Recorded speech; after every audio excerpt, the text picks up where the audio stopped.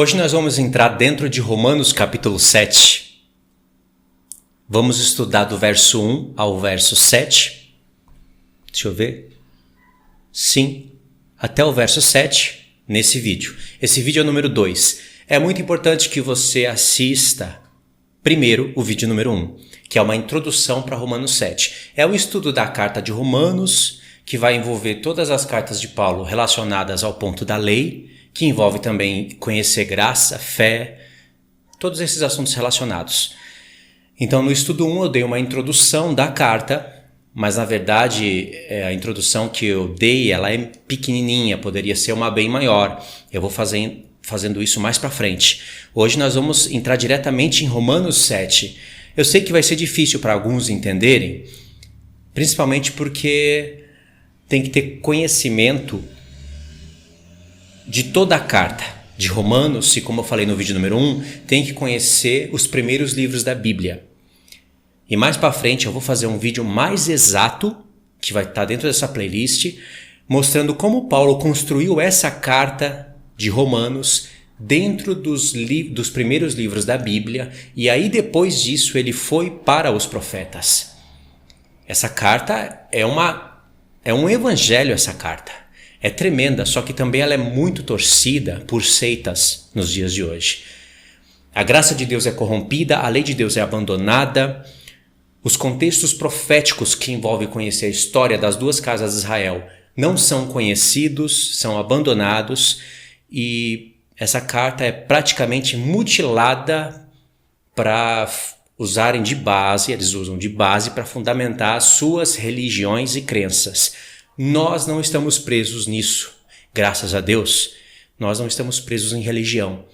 Nossa luta, nossa predisposição não é para ensinar a carta querendo defender alguma doutrina, alguma bandeira, e sim conhecer o que é de verdade a graça de Deus, misericórdia, fé, lei, alianças, promessas, e a história toda num ponto profético, porque essa carta ela tem uma parte escatológica linda nos capítulos finais.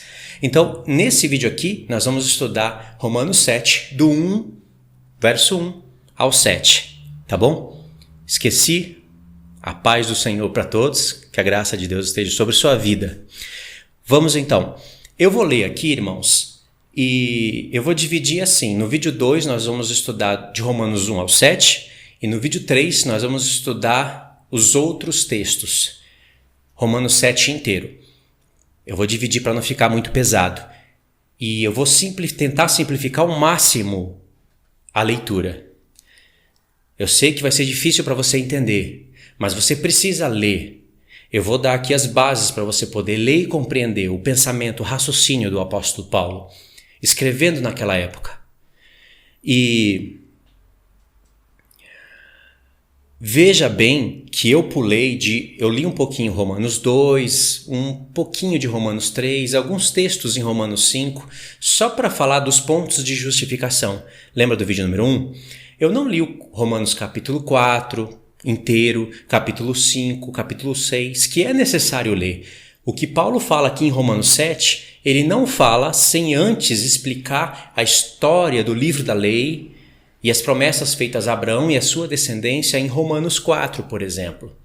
Ele fala pontos lá do Jardim do Éden, de Adão, em Romanos 5, mostrando o contraste de um primeiro Adão para o último Adão, que é Cristo. E ele dá todas essas bases para que, quando ele chegasse em Romanos 7, as pessoas pudessem entender o que ele estava falando. E mesmo assim, o apóstolo Paulo detectou que pessoas não iriam compreender o que ele estava falando. E ainda poderiam torcer a palavra dele, tanto para o bem, tanto como uma boa intenção, como com más intenções. No caso aqui, ele previa judeus, a sinagoga de Satanás, que havia naquela época e existe na época de hoje. Ele previa que haveria esses que iriam torcer o ensino dele, e também previa que teriam pessoas que iriam torcer o ensino dele com boas intenções, mas completamente errado. Então ele previu tudo isso, e por isso que tem algumas perguntas recorrentes aqui na carta. Ele faz algumas perguntas que são perguntas que na pergunta dele você consegue ver que tem características, como é que eu posso dizer? Tendenciosas. Por exemplo, que diremos, pois? É a lei pecado? Que diremos, pois? Por exemplo, ele fala em Romanos 6 duas vezes. Deixa eu ver se eu pego aqui para ler direitinho o texto. Romanos 6, verso 1. Que diremos, pois? Permaneceremos no pecado para que seja a graça mais abundante? Que tipo de pergunta é essa? É uma pergunta tendenciosa, mas ele transformou isso em uma pergunta. Na verdade, seria uma afirmação. As pessoas iriam ler o que ele falou em Romanos 5 e iriam dizer assim: olha aí o que o apóstolo Paulo está ensinando, principalmente judaizantes. Ele está dizendo que aonde teve o pecado, a graça de Deus é abundante. Ele está querendo dizer então que é para a gente viver no pecado para que a graça de Deus seja mais abundante.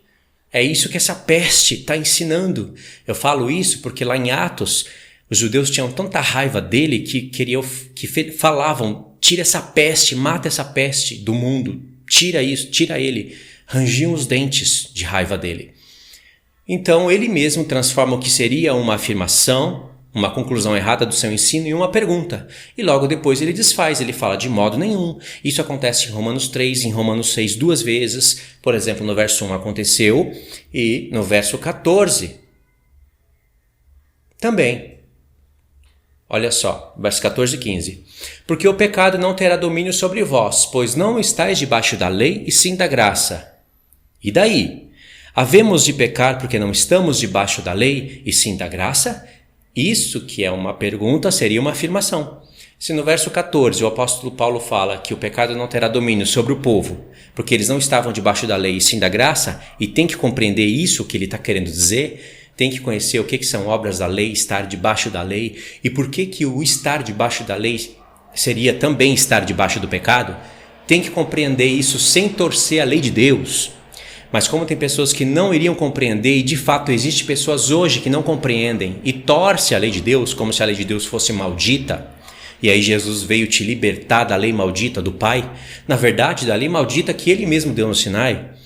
Aí o apóstolo Paulo fala: e daí, haveremos de pecar porque não estamos debaixo da lei e sim da graça? São perguntas com as mesmas características. Em Romanos 7, isso acontece de novo, em Romanos 7, verso 7. Que diremos, pois? Ou seja, vamos concluir o quê? É a lei pecado? Porque iriam concluir que a lei de Deus é pecado. Aliás, os ministros evangélicos de hoje, só falta eles falarem isso, que a lei de Deus é pecado. Se você está livre da lei de Deus, se você está debaixo da lei, significa estar debaixo da maldição. Como está lá em Gálatas 3. Inclusive tem textos escritos assim. Todo aquele que está debaixo da lei, todo aquele que são das obras da lei, também está debaixo de maldição. Porque está escrito: maldito todo aquele, etc, etc, etc. Ou seja, o apóstolo Paulo tem um raciocínio do que significa isso. Mas hoje as pessoas não compreendem, porque elas não leem o livro da lei. Elas não entendem qual é o testemunho que o tabernáculo, num todo, está dando para o povo. E corrompem. Então só faltava eles falarem que a lei de Deus é pecado e Jesus veio com a graça. Por isso que o apóstolo Paulo fala isso em Romanos 7, verso 7. De maneira que no verso 1 ele já deixou bem claro o seguinte: porventura, irmãos, ignorais, irmãos, pois falam os que conhecem a lei, que a lei tem domínio sobre o homem toda a sua vida. O apóstolo Paulo não está falando só de uma lei romana, de uma lei conjugal, de uma lei natural. Ele está falando da lei de Deus aqui o tempo todo. A prova é que ele sabia que pessoas que não conheciam a Torá, o plano da Torá, a revelação da Torá, iriam torcer o que ele estava falando e iria concluir que ele estava dizendo que a lei de Deus era pecado, como os judaizantes falsamente o acusavam. Entende isso? Então as pessoas já se perdem logo no primeiro verso. Paulo não está falando de lei conjugal, de lei natural, lei romana, lei de casamento. Ele está falando de lei de Deus, que inclusive muitas delas eram imitadas pelo próprio Império Romano. Entende? Então aqui ele faz uma exposição de pensamentos que nós vamos ler. E no verso 7, ele fala: que diremos, pois? É a lei pecado? De que lei ele está falando? Já que ele falou no verso 1, eu vou falar para vocês os que sabem a lei, tá? Aí ele conclui, no verso 7, é a lei pecado? De que lei que ele estava falando no verso 1? Continua a leitura aqui no verso 7. De modo nenhum, a lei não é pecado, mas eu não teria conhecido o pecado, senão por intermédio da lei. Pois não teria eu conhecido a cobiça se a lei não dissera, não cobiçarás. Pronto, nós sabemos que é da lei de Deus que ele está falando. Acontece que a palavra lei, que nós usamos como lei, no hebraico é Torá, significa instrução. E tudo que está escrito na palavra de Deus, de Gênesis a Apocalipse, é uma lei. E você vai ter que ver de qual lei que o apóstolo Paulo está falando pelo contexto. Ele está falando dos 10 mandamentos de Deus e chama de lei. Ele está falando de obras da lei. Ixi, já falou, obras da lei. Ele está falando de sacrifício pelos pecados e fala que é lei. Só que não é tudo a mesma coisa. Os 10 mandamentos não são obras da lei. Entendeu? Então você, pelo contexto, vai compreender. E eu sei de tudo isso porque eu conheço o ministério do tabernáculo. Eu sei quais são os testemunhos que o tabernáculo está dando, que Deus está dando através do tabernáculo para o povo. Foi o primeiro tabernáculo a ser edificado. Ali começam os testemunhos. Tanto é que quando o escritor de Hebreus vai ensinar outra vez as questões da lei de sumo sacerdote celeste, de dia da redenção, para o povo hebreu, ele usa o tabernáculo do testemunho o tempo todo e foca no dia da expiação. Inclusive, ele entra na Arca da Aliança, lá em Hebreus, principalmente capítulo 9, ele fala detalhes ali do santo lugar, do santo dos santos, fala da Arca da Aliança e disse que, por enquanto, ele não falaria pormenorizadamente, mas falou muita coisa e poderia ter falado mais. A Arca da Aliança é a chave para se entender isso. Em Romanos 3, que são peças que nos ajudam a compreender melhor Romanos 7, Paulo já fala que Cristo era o propiciatório. Sabe aquela tampa de ouro onde tinha 2 querubins com as asas coladas uma na outra, que fazia a sombra sobre o propiciatório? Fazia parábolas, figura. E eles tinham as suas faces virada para o propiciatório, para ver o sangue derramado. Aquele era o propiciatório, de ouro puro. Fazia uma só peça com a Arca da Aliança, que era de madeira revestida de ouro. E dentro da Arca da Aliança estavam as tábuas da lei, testemunhando a dureza do coração do povo. E por isso precisaria haver dia da expiação, ainda que com sangue de animais, todo ano para o povo. Todo ano. Se você vivesse naquela época, a cada mês 7, dia 10, você tinha os seus pecados, vamos dizer, coberto. Sim, perdoados, mas não tinha punição sobre o pecado.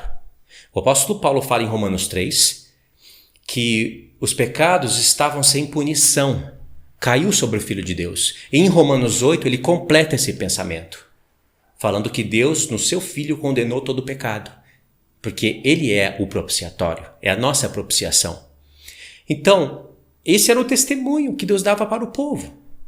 O fogo do altar de bronze não poderia se apagar jamais. Aquilo era um testemunho.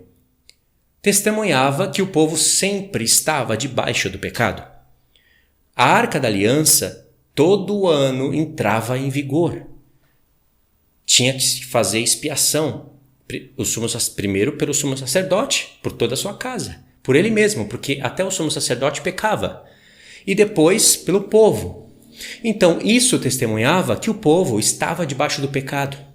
Ainda que Deus cobria os pecados do povo, porque ele tinha em mente lá no futuro a graça de Cristo, É isso que Paulo explica em Romanos 3 e que também o escritor de Hebreus fala. Ele tinha em mente aquela renovação da lei no futuro, o tempo de reforma que é falado lá em Hebreus. Então Deus deixava assim. Tanto é que o povo teria que se humilhar, fazer tudo certinho. Aquele que fizer essas coisas, por elas viverá. Não era o tempo da fé ainda, era por lei. Por isso que Paulo usa essa frase em Romanos 10 como um contraste do tempo da fé. Aquele que fizer essas coisas, por elas viverá. Fizer obras da lei. Obras da lei. Então, se você está debaixo das obras da lei, por elas você viverá. E tinha que fazer. Se você vivesse naquele tempo e quisesse já chegar ao Deus de Israel. Você não estaria em Cristo ainda. Você estaria perto. Tem os que estão perto, tem os que estão longe. Os que estão longe são os gentios que não poderiam fazer parte das tribos, não estavam debaixo de redenção, são os de longe. Os de perto são os que estavam ali. Principalmente as tribos de Israel, os judeus, as tribos, os gentios que queriam fazer parte do povo de Israel e se naturalizavam, eles estavam perto. Mas não estavam em Cristo ainda, porque quando tem expiação pelos pecados todos os anos, tem véu da separação, que também é chamado de véu do testemunho, testemunhando que todos pecaram e destituídos estavam da glória de Deus. Paulo não fala isso em Romanos 3? Da onde ele aprendeu isso? De Adão. Por Adão todos pecam e destituídos estão da glória de Deus. E Deus deixou esse testemunho no véu do testemunho, chamado véu da separação, mas também véu do testemunho. Por isso que tem querubins bordados naquele véu, e somente naquele véu. Querubins nos lembram, a primeira vez que apareceu querubim na Bíblia, registrado pra gente em Gênesis, foi quando Adão pecou. Deus colocou querubins e uma espada flamejante para ninguém ir lá tocar na árvore da vida. Todos pecaram e destituídos estão da graça de Deus. Esse testemunho que já apareceu lá no Éden, Deus recapitulou ele no tabernáculo do testemunho. Mas Cristo haveria de ser a propiciação para quando ele viesse pela sua carne, o pecado fosse condenado no seu corpo. Por isso que quando ele estava na cruz, o véu se rasgou de alto a baixo. E aí o caminho da graça, o caminho do trono de Deus está aberto para todos. Ou seja, o apóstolo Paulo está pegando todos os gentios que estão longe, trazendo não somente para perto, mas trazendo para em Cristo, como ele fala em Gálatas. Cristo em nós, a esperança da glória.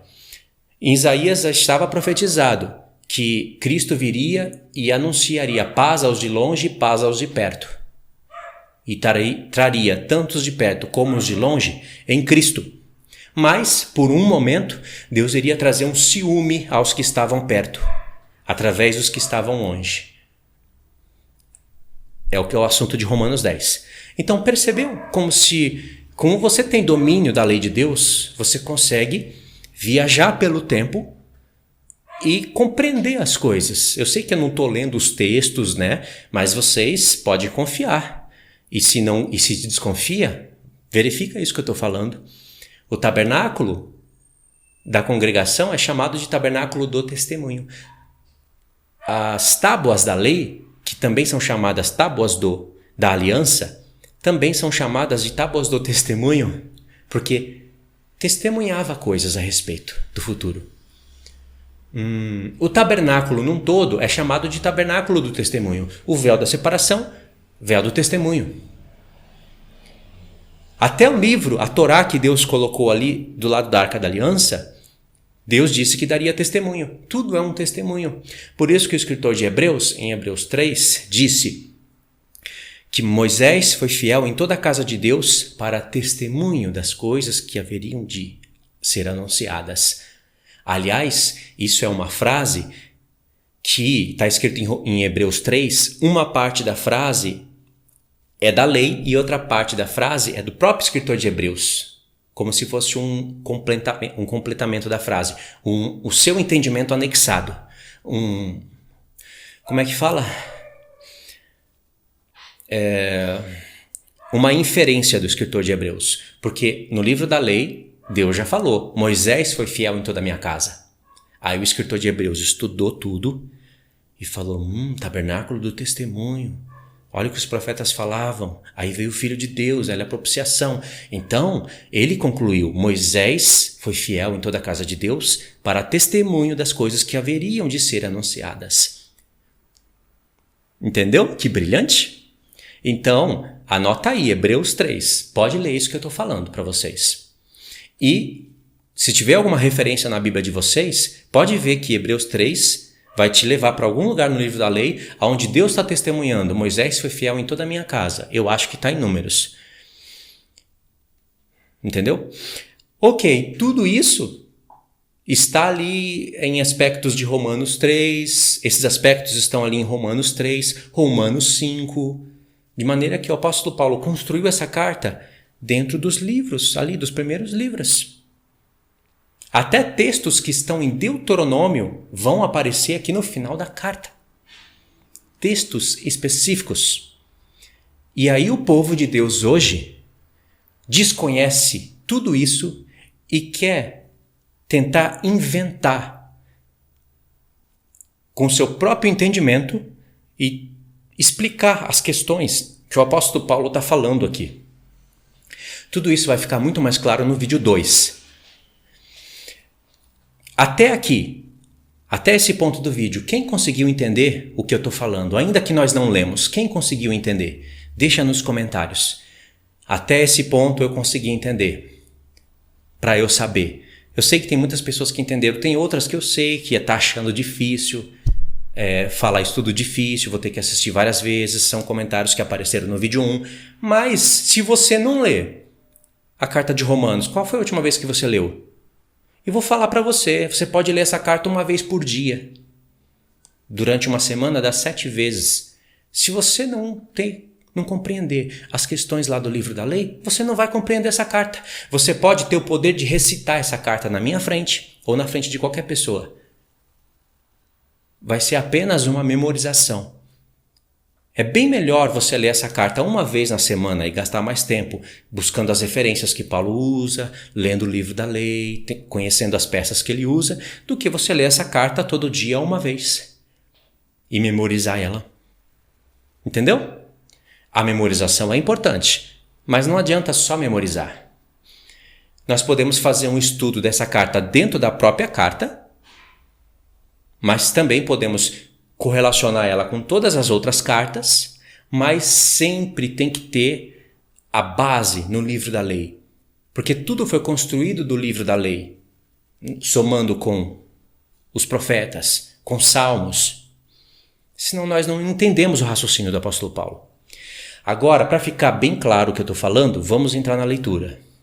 Romanos 7, verso 1. Porventura ignorais, irmãos, pois falo aos que conhecem a lei, que a lei tem domínio sobre o homem por toda a sua vida? Ora, a mulher casada está ligada pela lei ao marido enquanto ele vive, mas se o mesmo morrer, desobrigada ficará da lei conjugal, de sorte que será considerada adúltera se, vivendo ainda o marido, unir-se com outro homem. Porém, se morrer o marido, estará livre da lei. Olha os textos que as pessoas amam, principalmente calvinistas. E não será adúltera se contrair novas núpcias. Aí o apóstolo Paulo conclui. Ele já deixou bem claro que ele falava aos que conhecem a lei, e a lei de Deus. Assim, meus irmãos, também vós morrestes relativamente à lei.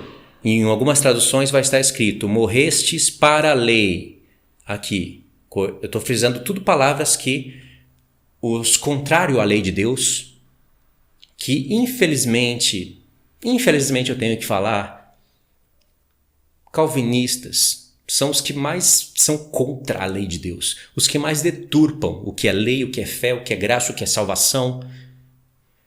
Top número 1 da linha. Depois vem, tem católicos romanos, os próprios adventistas que engrandecem, na verdade, o sábado, não a lei de Deus. Para eles importa só o sábado. Não compreendem isso. Infelizmente, eu tenho que falar para vocês entenderem que eu entendo como as outras pessoas entendem E isso dói meus ouvidos, dói o coração de quem conhece a lei.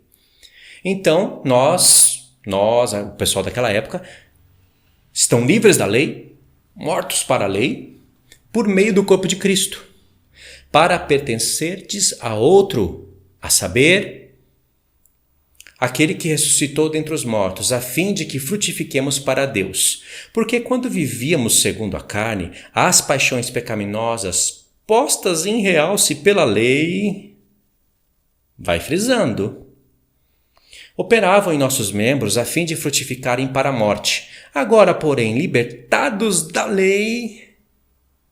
o apóstolo Paulo é um anti-lei mesmo, né? Agora, porém, libertados da lei, ou seja, livres da lei, estamos mortos para aquilo que estávamos sujeitos, de modo que servimos em novidade de espírito e não na caducidade da letra. E ele se refere à letra das Escrituras.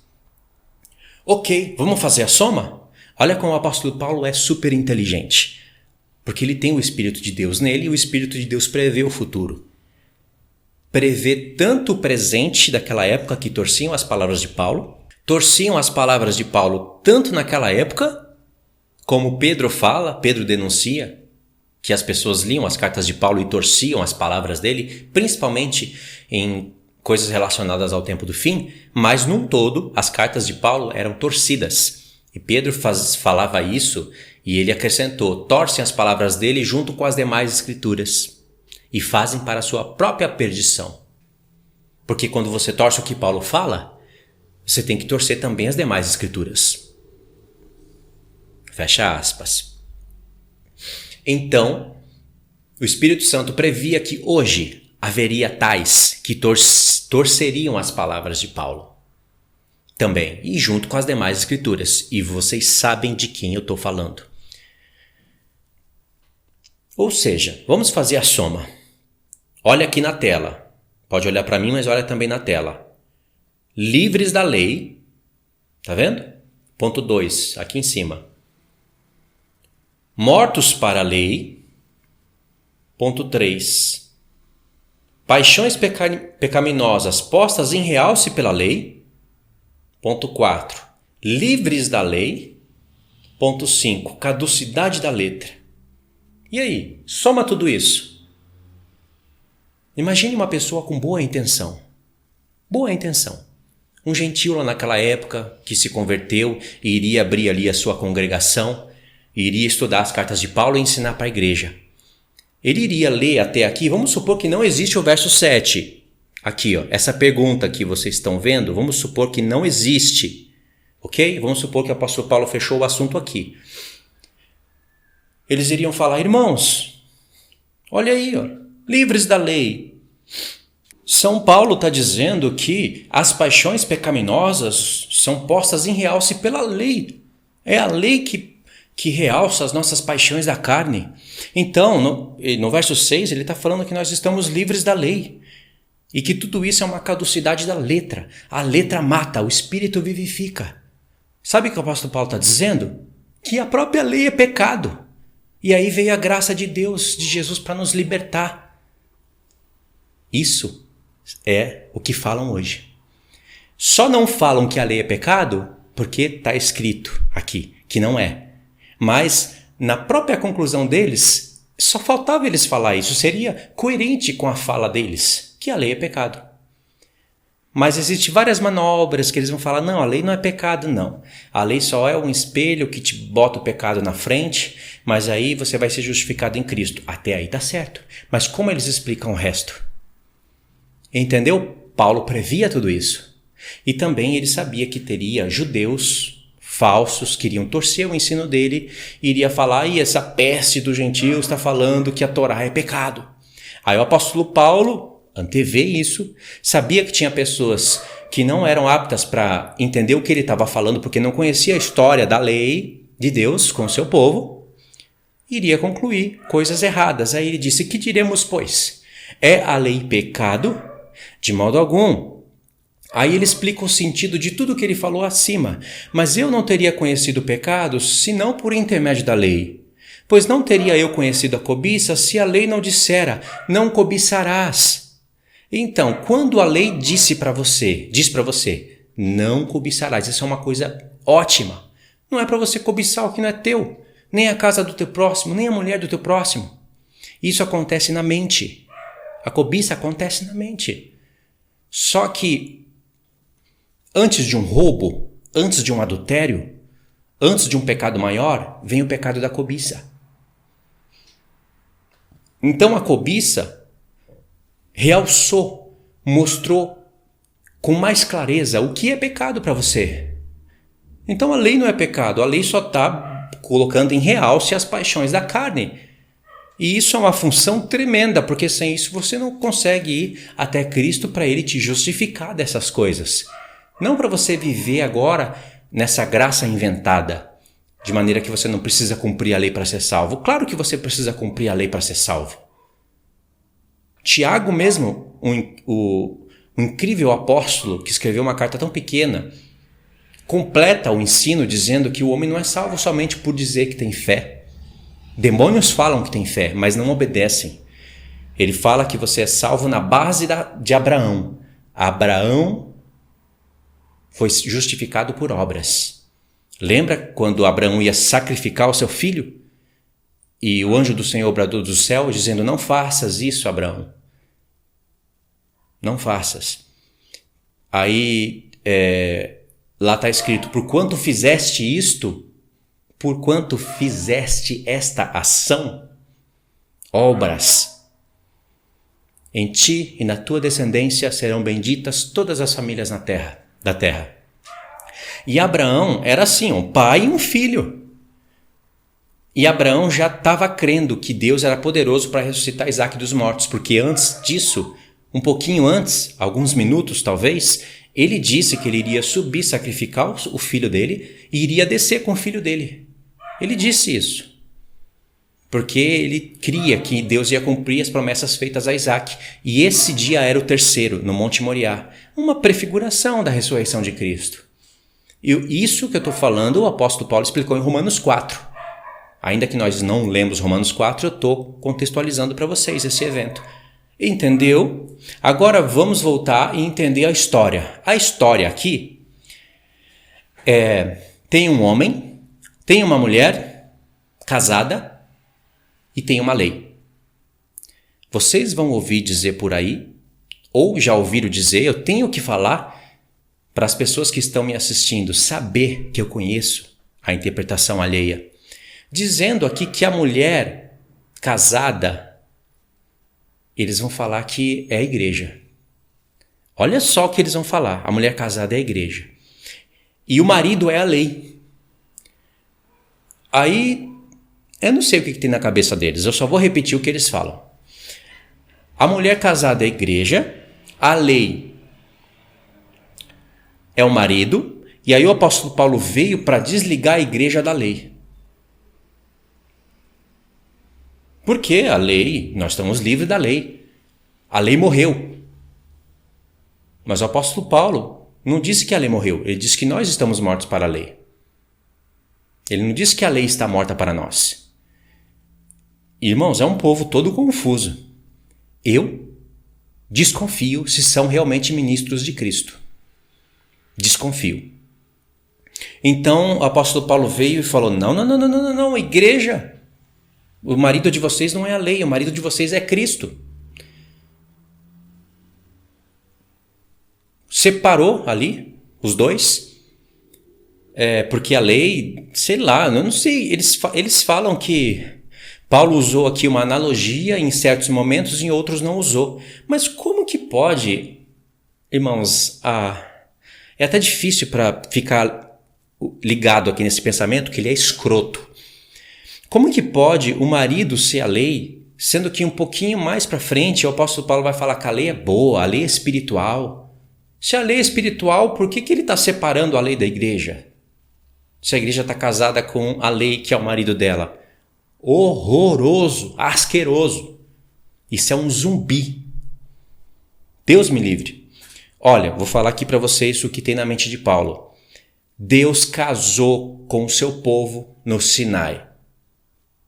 Grava isso. Lembra que eu falei que toda essa carta foi contextualizada dentro de uma história do livro da lei. Por isso que Paulo falou, eu falo os que conhecem a lei, os que conhecem casamentos, os que conhecem obras da lei, debaixo da lei, é a história do povo. Deus casou com o seu povo no Monte Sinai, 12 tribos, e abriu a porta para as nações. Falou, qualquer gentil que quisesse chegar ao Deus de Israel, pode vir e vai ser considerado como natural do povo. Não é, mas vai ser. E é uma lei para todos. Pronto, as nações, está ali aberto. Israel não cumpriu essa missão. Quem cumpre essa missão de maneira mais precisa é a igreja. E será completamente na plenitude, alcançado no milênio. Certo? Então, ou seja, o marido é Cristo, foi Cristo que casou com o povo lá no Sinai. A esposa são as 12 tribos e os gentios que quiseram fazer parte. Quem que foi a mulher chamada adúltera? Israel. Porque o marido ainda estava vivo e ela estava ligada pela lei ao marido. Tinha que fazer obras da lei, tinha que sacrificar, tinha que oferecer suas primícias. Se fosse pego em adultério, teria que receber as maldições da lei. Teria que estar debaixo de um testemunho de que o pecado está tendo domínio sobre você. Se você todo ano está recebendo expiação pelos pecados, o pecado está tendo domínio sobre você. Se toda vez que você peca, você tem que levar um sacrifício lá específico para cada pecado, aquele sacrifício está dando testemunho que você sempre está pecando. Nunca vai estar livre disso. Por isso, escravidão. Não é a lei que pega o homem e fala, você é maldito, você é escravo. Não, a lei dá testemunho de que você está debaixo disso. Mas é um testemunho que Deus quis deixar para todos, até o tempo certo. Paulo completa isso em Gálatas. Ele fala, até nós vivíamos nesse tempo de escravidão, como servos. Mas vem o tempo do filho, o tempo em que de escravo você passa a ser filho. Lembra que Jesus fala? Se o filho não vos... Ele fala, e conhecereis a verdade, e a verdade vos libertará. Esse é o contexto verdadeiro da frase de Jesus. Eu sei que pode ser usado para outras coisas, mas no contexto da fala, ali daquela disputa em João 8, se eu não me engano, é isso que ele quer dizer. Conhecereis a verdade vos libertará. Porque todos os judeus estavam presos debaixo desse testemunho, e pior, eles estavam fazendo de maneira incorreta a lei de Deus. Mesmo que estivesse fazendo tudo certinho, eles estariam debaixo desse testemunho da lei. Vocês todos estão ainda debaixo do pecado. Se vocês estivessem cumprindo os 10 mandamentos, não precisaria de fazer expiação pelos pecados. A lei não estaria mais em tábuas de pedra, estaria no coração de vocês. Mesmo assim, eles faziam tudo errado. Então, eles teriam que conhecer a verdade para eles serem livres. E no mesmo contexto, Jesus fala, se o Filho não vos libertar, se o Filho vos libertar, verdadeiramente sereis livres. Aí eles falam, não, nós temos um pai que é Abraão, nós nunca fomos escravos. E aí Jesus no discurso fala que eles sim são filhos de Abraão, mas por intermédio de Ismael, são filhos da carne, não são filhos do Espírito. Por isso que Jesus conclui, vós tendes por pai o diabo. Entendeu? Não é que a lei de Deus é mal, ou que você era livre, a lei de Deus te pega e te coloca de escravidão, que você estava na bênção aí, você entrou para a lei de Deus, estava debaixo de maldição. Não é isso. O apóstolo Paulo entende o testemunho das coisas e está explicando isso para os romanos, pessoas que estavam sendo alcançadas pelo evangelho e que não tinha outra alternativa a não ser estudar a lei. Imagine você um romano na época. Agora o evangelho, o poder de Cristo está alcançando todo mundo. Você fala, eu quero conhecer o Deus de Israel. Esse Deus que está ressuscitando os mortos, que está abrindo a vista aos cegos por intermédio de homens como nós, eu quero conhecer esse Deus. Aí você conhece o Deus de Israel. Aí você vai estudar a palavra de Deus e você vai ver escrito que tem que se circuncidar, que tem que ir lá no tabernáculo, que tem que estar debaixo de toda aquela rotina da lei, debaixo da lei. Certo? E tem templo para isso. Tem sinagogas judaicas espalhadas por todo mundo. Mas é o tempo que veio o Filho. Olha a missão do apóstolo Paulo. Ele tem que mostrar agora que o Filho veio e o Filho estava prometido nas Escrituras. Coisas que os judeus não estavam entendendo. Nem aqueles que haviam crido em Jesus estavam sendo capazes de entender isso. Era missão difícil, e ainda é missão difícil hoje, fazer o povo de Deus compreender tudo isso. Não abandonamos o contexto daquela época, nós entendemos os conflitos. Estamos entendendo os conflitos que o apóstolo Paulo estava sofrendo naquela época. Então, a mulher casada é Israel. O marido é Cristo. E ele ainda vivo, ela se uniu com outros deuses, adúltera. Mas o apóstolo Paulo fala, se o marido morrer, ela fica desobrigada da lei. E fica livre para contrair novas núpcias, sem ser chamada de adúltera. Aí ele vem e fala, no verso 4. Assim, meus irmãos, também vós morrestes para a lei. Do ponto de vista da lei, vocês estão mortos, porque a lei já testemunhava que Cristo é o cabeça e ele tem um corpo. O que está escrito em Oséias 1? A casa de Israel e a casa de Judá terão uma só cabeça. Quem é o corpo? Casa de Israel e casa de Judá. O que é casa de Israel e casa de Judá? Judeus e gentios. Não é lá que fala de marido, de casamento, principalmente em Oséias? Então, o apóstolo Paulo somou tudo isso. Todos haveriam de morrer pelo corpo de Cristo. Porque você acha que Deus fez esse mistério de cabeça e corpo? De marido e mulher se tornar uma só carne. Lembra desse grande mistério que Paulo fala em Efésios 5? Marido e mulher, uma só carne.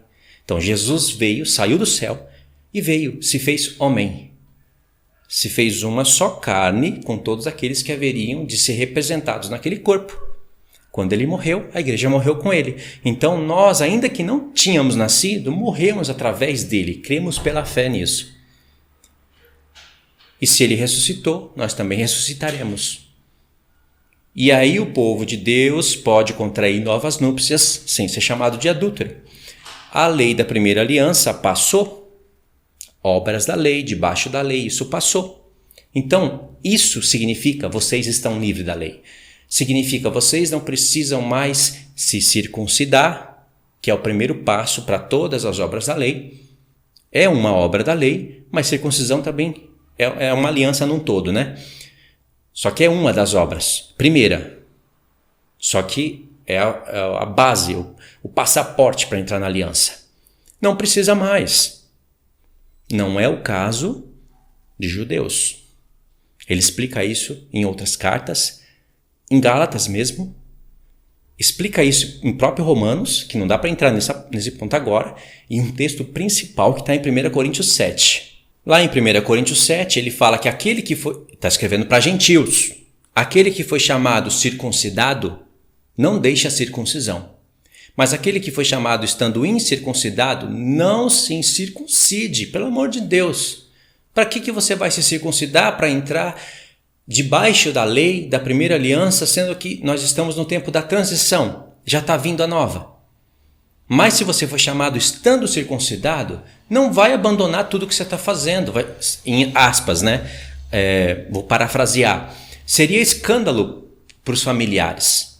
Se foi chamado, continua assim, sabendo agora o que significa tudo isso. Porque quando eu vou somar com outro texto de Coríntios, o que eu estou falando está em 1 Coríntios 7. Talvez o que eu vou falar agora está na segunda carta. Eu não me lembro, que eu não ouvi ela essa semana. Paulo fala que quando Cristo vem, o Espírito Santo vem, ele é o Espírito que liberta. É o Espírito que tira você da caducidade da letra. O que é caducidade da letra? É você somente ler e não entender. O Espírito vem e te dá a revelação das letras, mas precisa das letras. Entendeu? Aí o Espírito vem e o véu é removido. Você entende as festas, você entende o que é o cordeiro, o que são as primícias, o que são trombetas, o que é tabernáculo. O véu é tirado. Entendeu? E quando o véu é tirado, você vê que a primeira aliança passou. Em Hebreus 8, o escritor de Hebreus fala, ele cita Jeremias 31 duas vezes naquela carta. Uma em Hebreus 8 e outra em Hebreus 10. Em Hebreus 8 ele cita o texto falando de uma nova aliança. Ele fala, ora, se Deus fala nova, é que a outra virou antiquada. Está prestes a desaparecer. Não desapareceu ainda, porque naquela época ainda havia templo, havia os que ministravam, segundo a lei, as sombras, e isso que eu estou falando está em Hebreus 8, ele fala isso. Então ainda não havia passado a primeira aliança. Deus deixou para a transição. Mesmo que o véu rasgou para dar um testemunho, mas continuou ali a primeira aliança, tempo de transição. As duas alianças estavam subsistindo juntas no mesmo tempo, porque precisava desse tempo de transição. Mas já passou o tempo de transição, né, irmãos? Já é época da gente entender. Compreenderam? Então o apóstolo Paulo está falando tudo isso aqui. Agora vocês estão mortos para a lei. Olha, a lei já mostrava isso para vocês. Aliás, o que ele está falando aqui, ele explicou em Romanos 5 e vai explicar com mais detalhes em Romanos 7, do 8 em diante, que vai ser tema para o segundo vídeo. Em Romanos 5, o apóstolo Paulo já falou que por um homem entrou o pecado no mundo. E como todos pecam, o pecado passou a todos. Por isso que todos pecam. A morte passou a todos, né? A morte. Como todos morrem, todos pecam. Essa é o testemunho de que todos pecam, porque todos morrem. Porque segundo o que Paulo falou em Romanos 5, a morte só pode entrar através do pecado. Da onde ele tirou isso? De Gênesis. Foi o que Deus falou para Adão, né? No dia que você comer dessa árvore, você vai morrer. É uma lei. Pela transgressão da lei, entra o pecado. Sim, entrou o pecado. Por um homem entrou o pecado a todos. Mas também por um homem entra a vida para todos. Então isso já foi ensinado ali em Romanos 5, certo? Aí aqui em Romanos 7, ele está falando que nós estamos mortos para a lei. A lei já estava falando que todos nós estamos mortos na verdade. Eu estou morto literalmente? Não, literalmente não. Mas eu estou em processo de envelhecimento para a morte. Mas, presta atenção, Paulo fala isso em Romanos 8. O corpo, se Cristo está em mim, o corpo está morto por causa do pecado. Uma hora ou outra eu vou morrer, se eu não for um daqueles que vai ser transfigurado vivo. Se você não for um daqueles que vai ser transfigurado vivo, porque Paulo disse que isso é um mistério. Nem todos morrerão, mas transformados serão todos. Deus tem uma lei, mas ele também um padrão, mas ele também tem uma exceção, uma quebra de padrão. Nem todos vão morrer, ainda que esses homens em determinado tempo da vida pecaram. Esses homens do final vão ser transfigurados, transformados vivos. Exceção, certo? Então, em Enoque também aconteceu a mesma coisa. Então, em algum momento da vida, você ou eu, nós vamos morrer. O corpo está morto por causa do pecado, mas o espírito vive por causa da justiça. O meu espírito vai viver por causa da justiça de Cristo. Isso ele está falando em Romanos 8.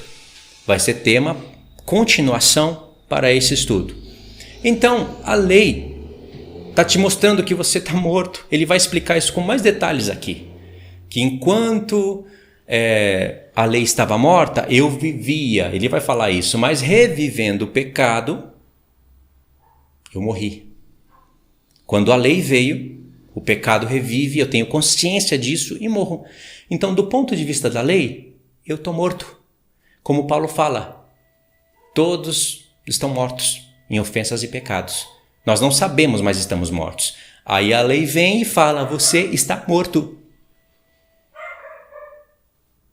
Entendeu? Te deu consciência, te gerou a morte. Mas ela também fala, você está morto, mas pode ser pelo corpo de Cristo. Então você também vai viver. Entendeu? Não é libertador conhecer isso? Por isso que ele fala, verso 4. Assim, meus irmãos, também vós morrestes para a lei. Aqui está escrito relativamente à lei para complicar. É para a lei. Morrestes para a lei Do ponto de vista da lei, vocês estão mortos? Todos estão mortos. Mas se você conhece a lei de Deus, você está morto por meio do corpo de Cristo. Se morreu, o pecado foi julgado nele, mas você vai ressuscitar porque ele ressuscitou. Por meio do corpo de Cristo, para pertencerdes a outro marido. Agora o marido da primeira aliança morreu. A saber, aquele que ressuscitou dentre os mortos. Agora ele ressuscitou, a fim de que frutifiquemos para Deus. Compreendeu? Não tem nada de coisa negativa para a lei. São os testemunhos. Verso 5. Porque quando vivíamos segundo a carne, as paixões pecaminosas postas em realce pela lei operavam em nossos membros a fim de frutificarem para a morte. Agora, porém, livres da lei, não precisa, a circuncisão vai ser no espírito. Ele fala que Cristo, lá em Romanos 16, Romanos 15, ele fala que Cristo foi constituído ministro da circuncisão. Não é mais o sumo sacerdote terrestre, é Cristo. Entendeu? Então ele fala, agora, pois, livres da lei, estamos mortos para aquilo que estávamos sujeitos. Você morreu para tudo aquilo. Você está vivo agora para Cristo. Deus elevou o nível de tudo através da nova aliança. De modo que, aqui continua no topo, de modo que servimos em novidade de espírito e não na caducidade da letra. Você não vai mais, eu falo você, mas lembra, você hoje não tem como fazer o que o apóstolo Paulo está falando aqui, porque ele está falando para um povo que poderia servir a Deus na caducidade da letra e imitar lá, fazer o que os fariseus e os saduceus estavam falando e fazendo, sem entendimento de nada. Isso é caducidade da letra. Isaías já sabia o que significava sacrifício pelos pecados. Isaías. Ele testemunha isso em todo o livro, mas principalmente em Isaías 53. Ele já fala que o Messias era o Cordeiro. O Messias era a expiação. Ele não fala isso num devaneio, sem entender o que ele falava. Ele entendeu o que ele falou. Isaías, hein? O profeta messiânico já sabia e já testemunhava. Nem todos sabiam, mas Isaías sabia. Deus escolhia determinados profetas para revelar determinados testemunhos profundos em épocas diferentes.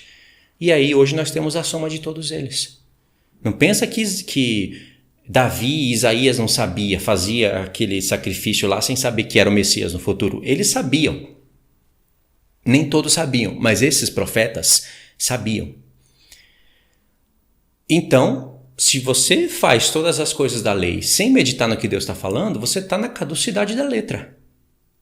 Deus já não falou no livro da lei algumas coisas? Ele já não deu ali a entender algumas coisas? Está certo que no livro da lei estava tudo mais encoberto, mas na era dos profetas ele já está falando, eu não me alimento de carne.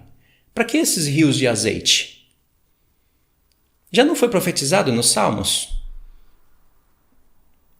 Sacrifícios e oferta pelos pecados não me agradaste. Não te agradaste. Você falando, o filho falando para o pai. Eis que eu venho. No rolo do livro está escrito a meu respeito, para fazer, ó Deus, a tua vontade. Em Salmos já estava falando que o levantar das mãos era o incenso, o sacrifício dos lábios era o louvor dos lábios era semelhante ao sacrifício da tarde. Isso está em Oséias 13. O ministério dos profetas já estão revelando coisas que tira o povo da caducidade da letra. Entendeu? Então, fechamos aqui o estudo. Entendeu a história aqui? A mulher casada com o marido é o povo de Deus daquela época casada com Cristo. Não só daquela época, mas de todas as épocas. Cristo ainda vivia, Israel se uniu várias vezes com outros deuses, outros maridos, foi chamado de adúltera. Recebeu perdão? Quem se arrependeu recebeu perdão, mas na maioria dos casos o povo morria por causa disso. Era cativeiro, era perseguição, era morte, tinha tempos mais graves da ira de Deus, tempos menos graves, mas Israel sempre viveu assim.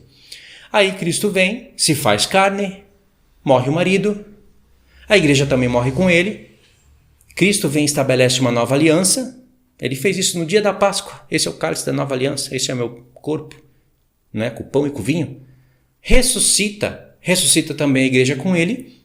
E agora, com uma nova aliança estabelecida, você pode se unir a um outro marido, que é aquele que veio, morreu, ressuscitou dentre os mortos e agora está no céu, provando o nosso coração, nos dando um entendimento, provando o nosso coração para ver se nós vamos obedecer à lei, pela fé, para que um casamento no futuro aconteça.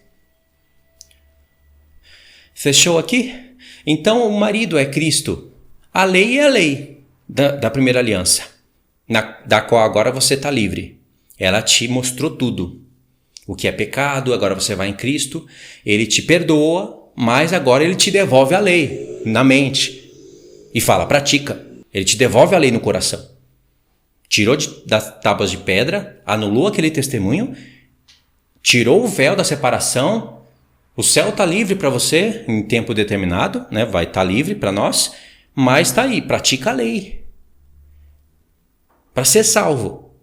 Inclusive é o assunto de Paulo em Romanos 2. Está vendo como todos os capítulos ajudam a construir o pensamento em Romanos 7? Paulo não fala o que está falando aqui sem antes falar o que falou em Romanos 2, 3, 4, 5 e 6.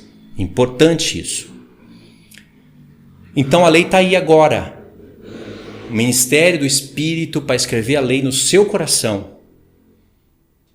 Mas e se você pecar? Se pecar, você tem um sumo sacerdote no céu. Ele vai te perdoar. Mas você não pode viver deliberadamente no pecado. Não tem nenhum sacrifício agora para você se confiar. Já foi. O único sacrifício que tem para você confiar é o de Cristo. Que ele perdoou a transgressão da lei, te deu entendimento para que agora você pratique a lei. Faça as obras. O que ele fez, ninguém podia fazer. Deus não ia aceitar nenhum sacrifício, a não ser o do filho dele. Já fez? O filho dele fez? Agora, Deus vai ver quem é que crê. Quem é que entende. Creu que o filho dele morreu? Pelos pecados? Tá bom, foi perdoado. Então vamos ver agora se você pratica a lei. Isso é evangelho. O que passa disso é maldição. Outro evangelho. Presta atenção agora que o que eu vou falar é importantíssimo e é para fechar o raciocínio do vídeo. Pessoas que falam para você que você está livre da lei, que Cristo te libertou da maldição da lei e aponta tudo isso como a lei de Deus, e sendo ela os 10 mandamentos, como se os 10 mandamentos fosse algo maldito, penoso, e que não adianta você com seu próprio esforço humano, olha para essas palavras, hein? Parece bonita, com seu próprio braço, com seu próprio esforço humano querer cumprir os 10 mandamentos que você não vai conseguir, porque você precisa da graça de Cristo. Não são ministros de Cristo o que está falando isso para você. Toma cuidado. Cristo está escrevendo os mandamentos dele no seu coração e isso é graça. Você não merecia isso. Nem eu. Mas ele está fazendo. Se você não cumprir esses mandamentos, você não vai ser salvo. E não adianta culpar o calvinista, ou o adventista, ou o metodista. Não adianta culpar quem te ensinou errado. Você tem uma consciência. Você acha que você vai viver em pecado? E a graça de Cristo vai te perdoar? Não, não vai. Mas tem pessoas tão astutas que falam que, obviamente, você não vai viver em pecado.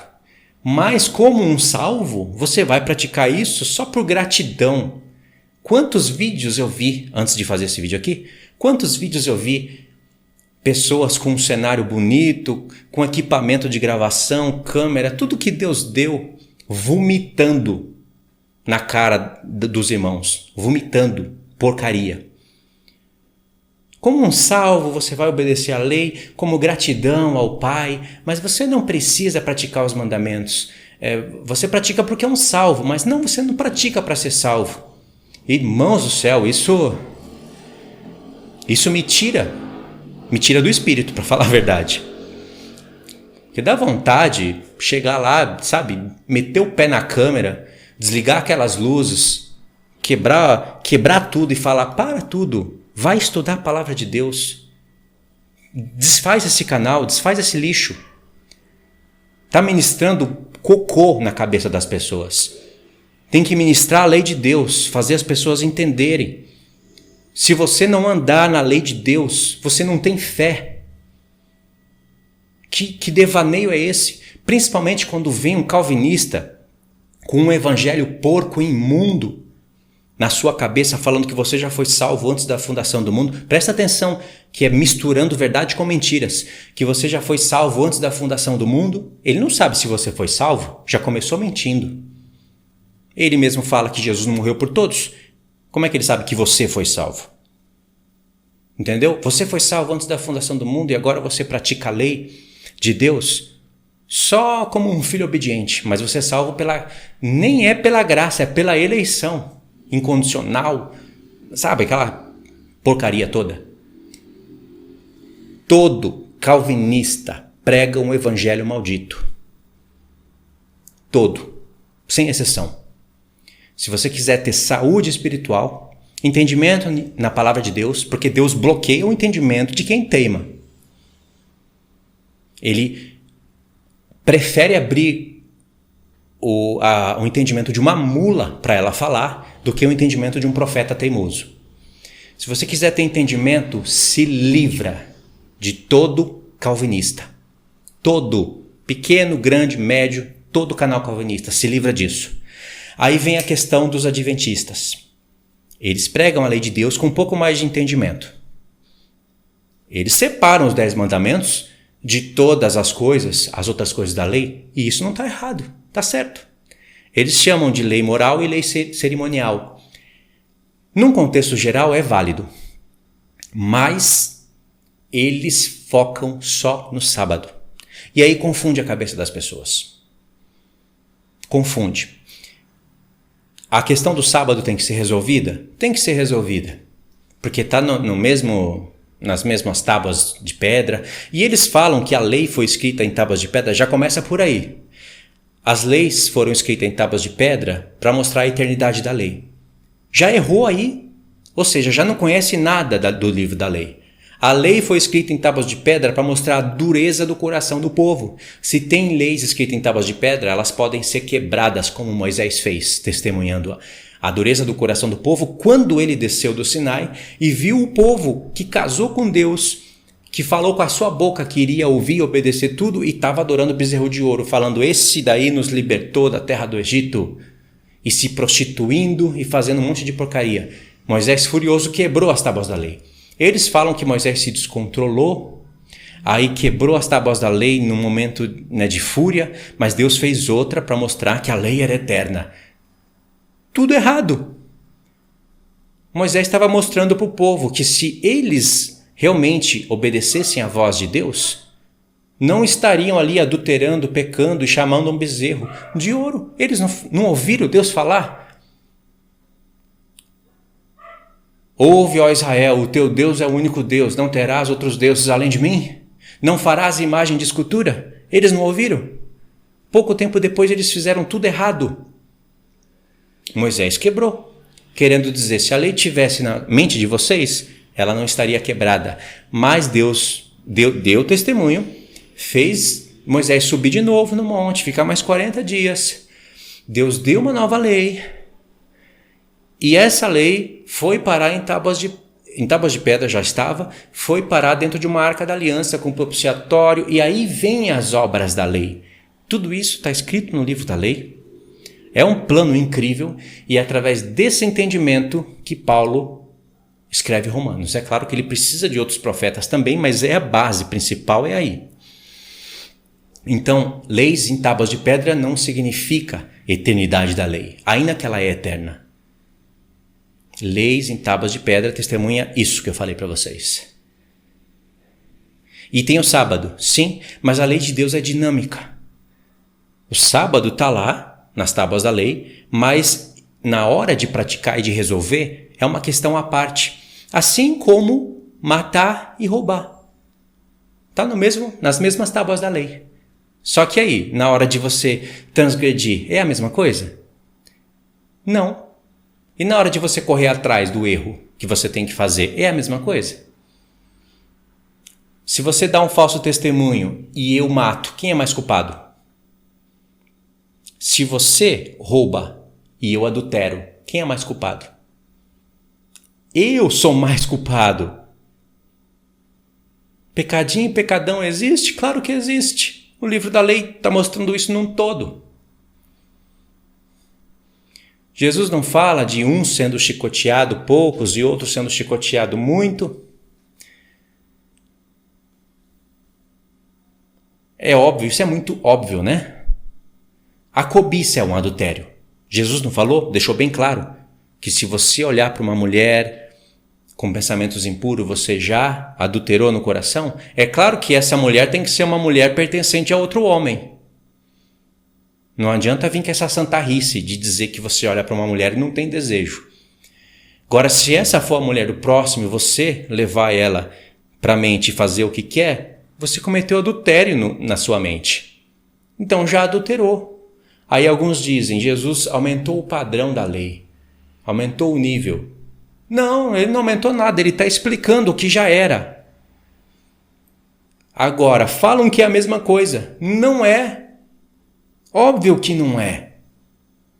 Se você adulterar com uma mulher na carne, você se tornou uma só carne que essa mulher. Você acabou, estragou a família lá do outro lado, estragou a tua também. E aí? Agora, se você adulterar no pensamento, Jesus quer deixar bem claro que é adultério. Ele fala isso porque poderiam pensar que isso era uma porta de saída. É melhor adulterar na mente, né? É melhor pensar na cabeça e não cometer adultério, porque eu não estou cometendo adultério. Jesus quer falar que isso é adultério, sim. Lembra que Paulo fala para o nosso espírito, corpo e alma estarem irrepreensíveis para o dia do Senhor? Para a vinda de Cristo? Ele quer dizer isso. Tem pecados que são no espírito, tem pecados que são no corpo. Paulo não fala em Coríntios, o homem que se une a uma só prostituta, o homem que se une a uma prostituta, torna-se uma só carne com ela. Porque estava escrito, e serão ambos uma só carne. E aí ele fala, olha, aquele que faz isso peca contra o seu próprio corpo, que é santuário de Deus. Tá vendo? É diferente, irmãos, isso nem precisaria ser nem precisaria estar explicando isso com tantos detalhes assim, porque é óbvio. Mas aí vem gente sem conhecimento e começa a misturar tudo. Fala que não existe pecadinho e pecadão, errou. Fala que pecar na mente, adulterar na mente e é adultério do mesmo jeito, não é. Tanto é que se eu adulterar com uma mulher casada, se eu for tentado, às vezes a mulher casada, ela é uma ímpia. Ela é casada, mas se veste como uma ímpia. E eu sou tentado pela maneira como ela se veste. Não consigo resistir. E aí, isso é mais forte do que eu, e eu levo ela para minha mente e faço um monte de coisa, me masturbo. Pequei, adulterei. No outro dia eu peço perdão, ela continua casada e eu estou livre. Mas e se eu agora fico com ela, vou chavecando, vou ganhando e me relaciono com ela? Agora eu me tornei uma só carne com ela, mas ela já era uma só carne com o marido dela. Eu estraguei a família lá e ela também. Irmãos, é completamente diferente. Tem que ter muita preguiça de meditação na palavra de Deus para dizer que é a mesma coisa. Tá vendo a dinâmica da lei de Deus? Assim é com o sábado. Não se preocupa agora em tentar resolver o sábado. Se preocupa em tentar resolver essas questões que eu falei para vocês. O sábado é dinâmico. Ele está em toda a palavra. Não é um mandamento igual ao outro. Porque se fosse, presta atenção. Se fosse como os adventistas falam, eles usam até a palavra de Tiago torce para falar que é a mesma coisa. Está na mesma tábua. Tiago diz que se pecar um, peca em tudo. É? Então tá. É a mesma coisa. Porque Tiago disse, né? Aquele que diz não matarás, também disse não adulterarás. Ora, se você não mata, mas adultera, é transgressor de toda a lei. E aí tem um contexto que Tiago fala isso. Tem um porquê. E eles entendem que Tiago está falando que é isso daí, né? Vocês entenderam, né? Vamos pôr o sábado, então. Você guarda o sábado? Não, eu também não. E aí? Não vou ser salvo. Aí a consciência desses ignorantes pesam e fala, não. Lá e lê Efésios. Nós não somos salvos por obras, e sim pela graça.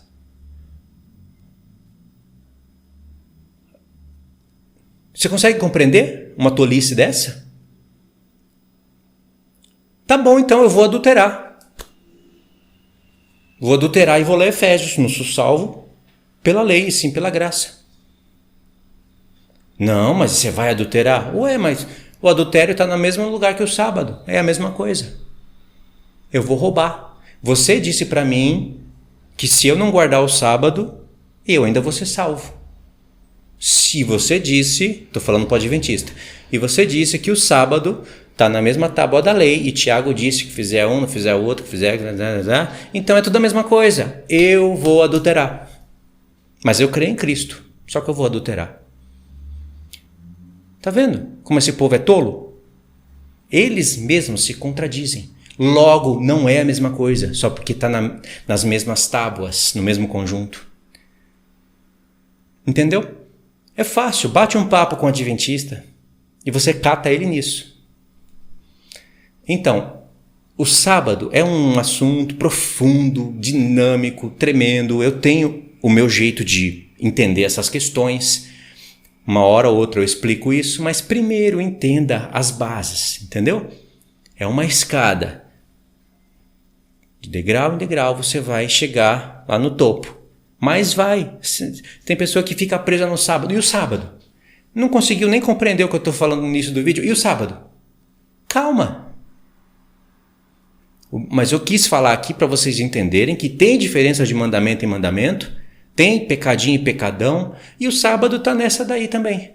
E mostrei para vocês a incoerência clara. Qualquer adventista que estiver assistindo isso daqui sabe que eles vivem numa falácia contraditória sobre o sábado. Ou seja, eles são pregadores do sábado e não do evangelho. E se esse fosse o único problema deles, já estaria ruim. O problema é que eles torcem 70 semanas, 2.300 tardes e manhãs, inventa juízo investigatório. E vou parar por aqui, senão a lista fica grande. Tá certo, irmãos? Então, cuidado com essas duas seitas, calvinismo e adventismo. Em primeiro lugar, porque esses que tomam o nome de evangélicos, de reformantes, de reforma, esses então que se dizem ministros, toma cuidado com essas duas seitas, se afasta das duas. Eu sei, não precisa ficar falando aqui de Edir Macedo, desses homens que é claro que são ministros de Satanás, é claro. De catolicismo romano, de Maria, isso é muito claro. O difícil é você compreender esses daqui, esses que estão aí na mídia, né, de renomes, torcendo a palavra de Deus, torcendo tudo. Hoje se desvincula desses dois e um caminho muito grande de revelação vai estar aberto para você, eu garanto. Tá bom? Então nós fechamos aqui Romanos do 1 ao 7 com todas essas explicações. Eu acredito que deu para entender. Vamos lá, vou ler o comentário, deixa os comentários e na continuação nós vamos estudar Romanos 7 ainda, mais os próximos versos. E é claro que eu vou relacionar um com o outro, mas a parte mais pesada foi agora. Os primeiros 7 versos é o que nos ajudam a entender todo o restante. Tá bom? Então é isso daí. Fiquem todos na paz. Deus abençoe.